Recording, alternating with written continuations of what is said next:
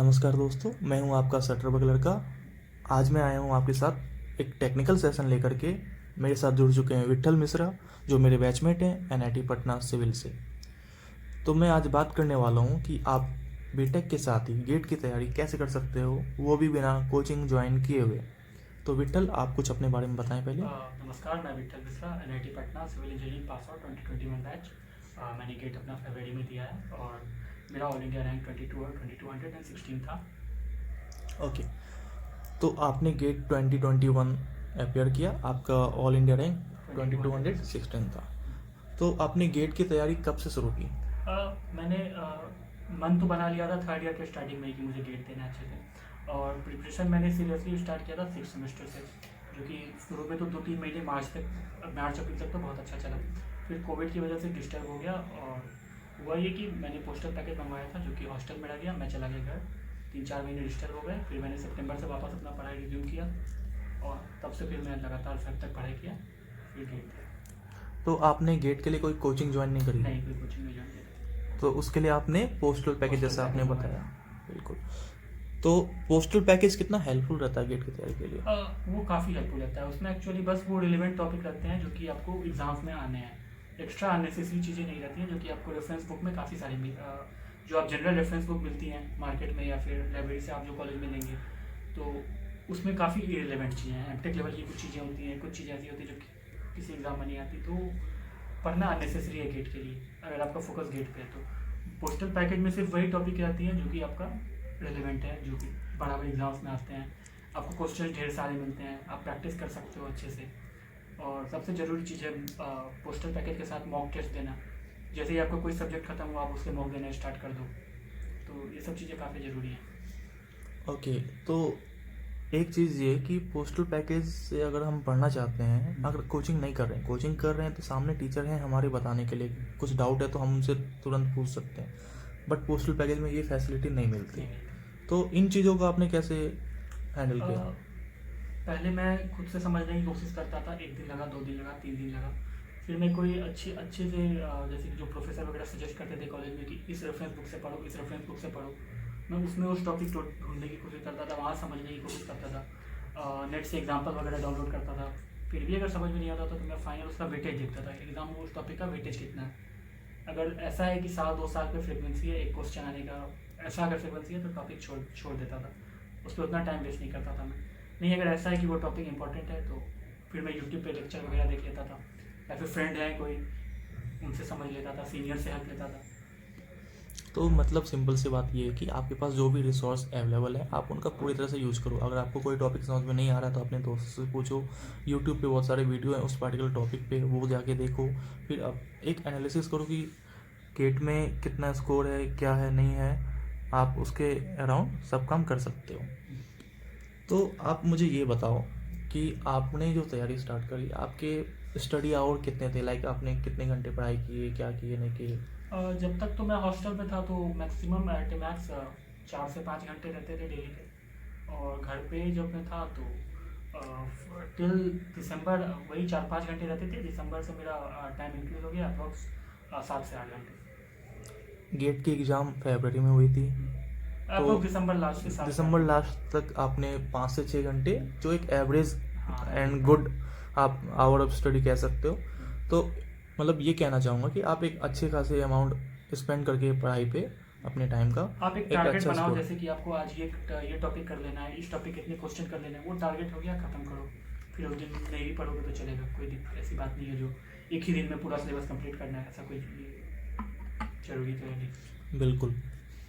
और एक चीज़ ये कहना चाहूँगा कि बहुत से लोग ऐसे भी होते हैं कि ये सोचते हैं कि भाई मैं अगर गेट की तैयारी करूँगा तो मैं अपनी कॉलेज लाइफ को एंजॉय नहीं कर पाऊँगा। तो मैं उस चीज़ को यहाँ पे एक बताना चाहता हूँ। जो ये मेरे सामने बैठे हैं, ये हमारे कॉलेज के जो सिविल इंजीनियरिंग स्टूडेंट क्लब है उसके मेंबर रहे एज अ ट्रेजरर। तो मतलब एक अच्छे खासे पोजीशन में थे, जिन्होंने बहुत सारे इवेंट संभाले हैं, बहुत सारे इवेंट ऑर्गेनाइज कराने में हेल्प करी है। हमारे कॉलेज के जो टेक फेस्ट होते हैं उसमें भी इन्होंने पार्ट लिया था। तो लाइक सिर्फ पढ़ाई ही नहीं, इन्होंने एक्स्ट्रा करिकुलर एक्टिविटीज़ में भी एक्टिवली पार्ट लिया है, हर चीज़ों को हैंडल किया है। तो आप बताओ कि आपने इतना सब कुछ कैसे हैंडल किया पढ़ाई के साथ? एक्चुअली जब आप कॉलेज में होते हो, हॉस्टल में होते हो, आपके अंदर एक मल्टीटास्किंग पर्सनालिटी आ जाती है। आप कर लोगे। आप जनरली जब घर पे होते हो आप मैक्सिमम 11-12 बजे रात तक आप बेड पे चले जाओगे सोने। हॉस्टल में आप 3 बजे 4 बजे तक जनरली जगे रहते हो। आप पढ़ाई रात में कर सकते हो, बाकी पूरे दिन आप ये एक्स्ट्रा एक्टिविटीज़ कर सकते हो। आपको सोने का भी सफिशिएंट टाइम सब हो जाता है, मैनेज हो जाता है। तो कॉलेज में आप एक तरह से मल्टीटास्किंग पर्सन होते हो। मतलब टाइम आपको प्रॉपर मिलता है, टाइम आपको आपको हर चीज़ के लिए प्रॉपर मिलेगा। यूज करना है उस टाइम को अच्छे तरीके से, जिससे कि आप हर चीज़ में अपना प्रॉपर टाइम दे सको। तो मैं फिर से बोलना चाहूँगा कि इन्होंने बिना कोचिंग किए हुए स्टडी मटेरियल से सिर्फ पढ़ के गेट में एक बहुत ही अच्छा स्कोर लाया है, जिससे कि आपको आईआईटी में एडमिशन मिल जाता है। भाई साहब, आईआईटी जाना ड्रीम होता है ना बहुत लोगों का। तो लाइक अगर आप में उसको जाना है कि ठीक है, अगर मैं एनआईटी से हूँ, मैं अपग्रेड करना चाहता हूँ आईआईटी जाना, या फिर मैं किसी प्राइवेट कॉलेज से हूँ, गवर्नमेंट कॉलेज से हूँ, मैं चाहता हूँ मैं मास्टर्स करूँ आईआईटी में जा कर के, तो जरूरी नहीं कि आप कोचिंग में जाओ तभी आप आईआईटी जा सकते हो। क्या मैं कोचिंग नहीं ज्वाइन करूँ तो आईआईटी नहीं जा सकता? नहीं जा सकते हो। आपको ढंग से कंसिस्टेंसी चाहिए। इसके बारे में बस आप थोड़ा सा बताओ, थोड़ी सी टिप्स दो जो आपके जूनियर्स हैं, जो जिससे आप हेल्प हो सके। अगर आपका आईआईटी टारगेट है तो कोचिंग के बिना आप बिल्कुल आसानी से कर सकते हो। अगर आपका पीएसयू टारगेट है तो भी आप बिना कोचिंग के कर सकते हो, पर उसमें एफर्ट आपको ज़्यादा लगाना पड़ेगा, ज़रूर लगाना पड़ेगा। आपको मैं एक मिनट यहाँ रोकना चाहूँगा। इन्होंने अभी कहा कि आप पीएसयू जाना चाहते हो तो अभी बिना कोचिंग के जा सकते हो, तो कुछ लोग कहेंगे हैं सच्ची?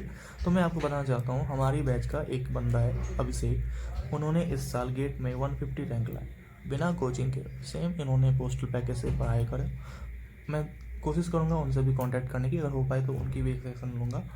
आप कंटिन्यू कीजिए। तो लेकिन आपका अगर मेन टारगेट पीएसयू है, तो अगर आप बिना कोचिंग के पीएसयू जाना चाहते हैं तो जाहिर सी बात है आपको एफर्ट ज़्यादा लगाना पड़ेगा, क्योंकि कोचिंग में आपके डाउट्स तुरंत क्लियर हो जाएंगे, आपको गाइड करने वाले लोग होंगे, आपको ट्रिक्स बताने वाले लोग होंगे। यहाँ पे वो आपको खुद से करना पड़ेगा। आपको अगर आपके पास अगर कोई मेंटर नहीं है तो ये आपके लिए काफ़ी डिफिकल्ट हो जाता है, पर आप कर सकते हो, इम्पॉसिबल नहीं है। आपको मॉक लगाने पड़ेंगे, ढेर सारे मॉक टेस्ट वगैरह देने पड़ेंगे, क्योंकि उससे आप बहुत कुछ सीखते हो। अगर बिना मॉक टेस्ट के आपके 60 नंबर आने वाले हैं, अगर आप मॉक टेस्ट दे देते हैं 10, आपके मार्क्स 75 to 80 तक इंक्रीज़ हो सकते हैं। तो वही है, अगर आप खुद से पीएसयू के लायक जाना चाहते हो तो अभी आप अगस्त वगैरह से मॉक लेना स्टार्ट कर दो, मॉक टेस्ट वगैरह किसी भी कोचिंग का, ये ऑनेस्टी के साथ, पूरी ऑनेस्टी के साथ। बिल्कुल। तो एक मैं सम अप करना चाहूँगा, इन्होंने जो भी कहा, इन्होंने गेट की तैयारी लाइक अगस्त से शुरू की। एग्ज़ाम होते हैं फरवरी में, 5 से 6 महीने मिले गेट की तैयारी के लिए। तो 5 से 6 महीने आपने रोज़ 5 से 6 घंटे पढ़ाई करी पूरी ईमानदारी के साथ, तो आप एक अच्छा स्कोर कर सकते हो। जरूरी नहीं कि आप कोचिंग ज्वाइन करो। मैं ये नहीं कह रहा हूँ आप कोचिंग ज्वाइन करो ही मत। जिनको लगता है कि मैं कोचिंग जा सकता हूँ, मतलब मुझे ज़रूरत है कोचिंग की, आप कोचिंग ज्वाइन करो। लेकिन अगर जिनको लगता है कि मैं बिना कोचिंग के कर सकता हूँ, तो ये वीडियो उनके लिए है कि उनमें थोड़ी सी कॉन्फिडेंस आए कि हाँ मैं कर सकता हूँ बिना कोचिंग के भी। बिल्कुल बिना कोचिंग आपको टाइम ज़्यादा लग सकता है, कोचिंग वाले स्टूडेंट के अकॉर्डिंग मे भी आपको 2-3 अटेम्प्ट लग सकते हैं पीएसयू रैंक तक पहुँचने में, पर आप पहुँच जाओगे, इम्पॉसिबल नहीं है। बिल्कुल। एंड लास्ट कि आप ज़्यादा फोकस करो लास्ट टाइम पे मॉक टेस्ट देने में, टेस्ट सीरीज देने में। ज़्यादा से ज़्यादा मॉक टेस्ट जितना दे सकते हो। एक दिन में जैसे गेट के 2 सेशन होते हैं ना, एक 9 से 12, एक 2 से 5 वाला सेशन, 3 से 6 वाला सेशन जो होता है, तो कोशिश करो कि आप दोनों टाइम पे एक टेस्ट वीकेंड पे जरूर दो, सैटरडे संडे आप टेस्ट दो, सिर्फ टेस्ट। मतलब आप 3 घंटे बैठने की प्रैक्टिस कर लो पूरी दोनों एकदम session बहुत की ही practice। बढ़िया से, जिससे कि आपको एकदम एग्ज़ाम वाले जो भी फील होती है वो आपको मिल जाए। ज़्यादा से ज़्यादा टेस्ट सीरीज तो ये आपकी मतलब एक नॉर्मल पर्सन जो तैयारी करके जाता है, मान लो कि उसके मार्क्स अराउंड 50 आ रही है, तो अगर उन्होंने बहुत अच्छे से टेस्ट सीरीज परफॉर्म किया है, प्रैक्टिस करा है, तो वो 70 to 80 तक जा सकता है। इंक्रीज आपके निश्चित 15-20 मार्क्स आपके निश्चित इंक्रीज होंगे। और एक और चीज़ बताऊंगा कि नॉर्मल कैलकुलेटर यूज़ करना आप छोड़ दीजिए, फ़ोन के कैजियो वगैरह आपके पास जो होगा वो छोड़ दीजिए। गेट कैलकुलेटर का ऐप लैपटॉप पर डाउनलोड कीजिए और माउस से कैलकुलेट करने की प्रैक्टिस कीजिए, क्योंकि गेट का कैलकुलेटर नॉर्मल कैलकुलेटर से बहुत डिफरेंट होता है। आपको उसकी भी प्रैक्टिस होनी चाहिए। बिल्कुल, ये चीज़ें बहुत ज़्यादा मतलब आप कह सकते हो ये फ़र्क पड़ता है। लाइक आप मैथ सॉल्व कर रहे हो, वहाँ पे आप ढूंढोगे कि कैलकुलेटर कहाँ पे है, ढूंढोगे कि उसमें प्लस कहाँ है, डिवाइड कहाँ है, मल्टीप्लाई कहाँ है। तो अगर आप गेट पहले के से कैलकुलेटर का फंक्शन नॉर्मल कैलकुलेटर से बहुत अलग होता है। बिल्कुल। इसमें आपको पहले डाटा इंटर करना पड़ता है, फिर आपको कौन सा ऑपरेशन करना है वो इंटर करना पड़ता है, जो कि नॉर्मल कैलकुलेटर पहले आपको ऑपरेशन फिर डाटा। तो ये सब छोटी छोटी चीज़ें अगर आपको पहले से पता नहीं होंगी तो उस टाइम पे पैनिक क्रिएट हो सकता है, पैनिक सिचुएशन हो सकता है। आपको आते हुए क्वेश्चन छोड़ने पड़ सकते हैं, गलत कर सकते हैं आप। और सिली मिस्टेक से ही मैक्सिमम मार्क्स करते हैं गेट पे, तो उस पर भी ध्यान दीजिए कि वो ना हो। तो विठल, आप आगे क्या सोच रहे हो? अभी तक तो मैं एमटेक का सोच रहा था, पर अभी मैं सोच रहा हूँ कि 1 साल और अच्छे से प्रिपेयर करके तब मतलब engineering service and all. Engineering services and all get वगैरह। बिल्कुल बिल्कुल, अच्छा सोच रहे हो आप, बिल्कुल आपको करना भी चाहिए ये सब। एंड हमारी उम्मीद है कि आप इसमें सक्सेस भी कर जाओ।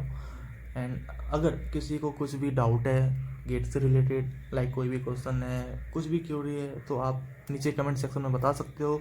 मैं लिंक में विठल का आपको लिंक्डइन प्रोफाइल का मेंशन भी कर दूंगा, इंस्टाग्राम हैंडल भी मेंशन कर दूंगा। आप इनको जाके कांटेक्ट करो, ये आपके सीनियर है। बिल्कुल जो पूछना आप बिंदास पूछो, कोई टेंशन वाली बात नहीं है। लाइक कोई कॉलेज भी में, डाउट हो, कुछ भी डाउट कॉलेज से हो, रिलेटेड डाउट हो या कुछ भी हो, इन्होंने एनआईटी पटना से बीटेक किया है सिविल से, अगर कोई जेई का बंदा है तो उसको भी कुछ पूछना तो आराम से पूछ सकते हो, कोई दिक्कत नहीं है।